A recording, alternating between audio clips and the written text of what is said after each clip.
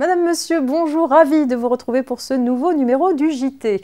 On découvre tout de suite les titres de ce jeudi 18 mars. Dispositif d'appui au télétravail dans les TPE et PME, contrat conclu avec une société en formation et créance de report en arrière des déficits. C'est parti.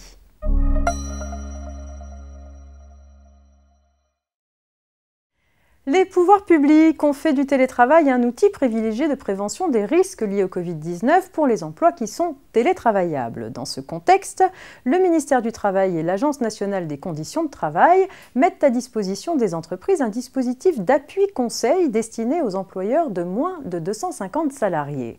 Il permet de bénéficier gratuitement de conseils et d'un accompagnement pour organiser le télétravail en période de crise.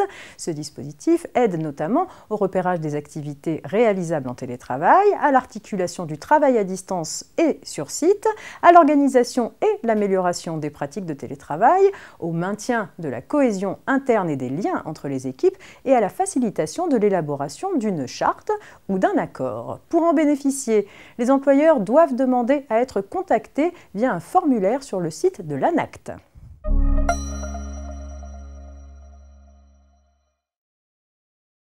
On poursuit avec une petite histoire de contrat conclu avec une société en formation. Une coopérative conclut plusieurs contrats avec une URL désignée comme société en cours d'immatriculation représentée par son gérant. Immatriculé par la suite, le URL est placé en liquidation judiciaire quelques mois après. Espérant pouvoir recouvrer les sommes qui lui sont dues en vertu des contrats, la coopérative assigne personnellement en paiement l'associé gérant, signataire des contrats. Elle soutient qu'il est solidairement responsable des engagements qu'il a souscrits au nom de l'URL en formation. En vain. Pour pouvoir agir à l'encontre de l'associé, la coopérative doit démontrer que celui-ci a contracté pour le compte de la société en cours de formation. Or, la rédaction des contrats ne laisse aucun doute sur le fait que c'est la société en cours d'immatriculation qui a contracté avec la coopérative, son gérant s'étant contenté de la représenter. Il n'a donc pas agi pour le compte de la société en sa qualité d'associé ou de gérant. Pour les juges, la précision selon laquelle la société est en cours d'immatriculation n'y change rien. Par conséquent, le gérant de la société ne peut pas être tenu des obligations résultant des contrats passés avec la coopérative.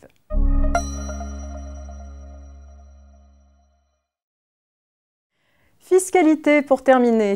Les sociétés soumises à l'impôt sur les sociétés peuvent opter pour l'imputation de leur déficit de l'exercice sur le bénéfice de l'exercice précédent. L'excédent d'IS résultant de ce report en arrière fait naître au profit de l'entreprise une créance d'égal montant. La créance d'IS, qui n'a pas été utilisée pour le paiement de l'IS au terme d'un délai de 5 ans, est remboursée spontanément par l'administration fiscale.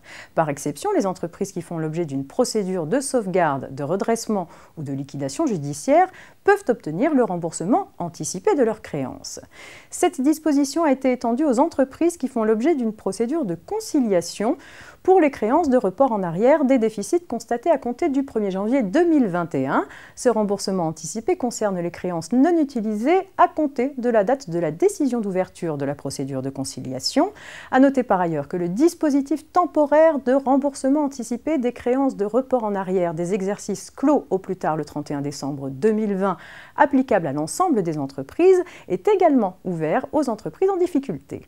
C'est la fin de cette édition. Belle journée, à demain vendredi pour un dernier JT avant le week-end.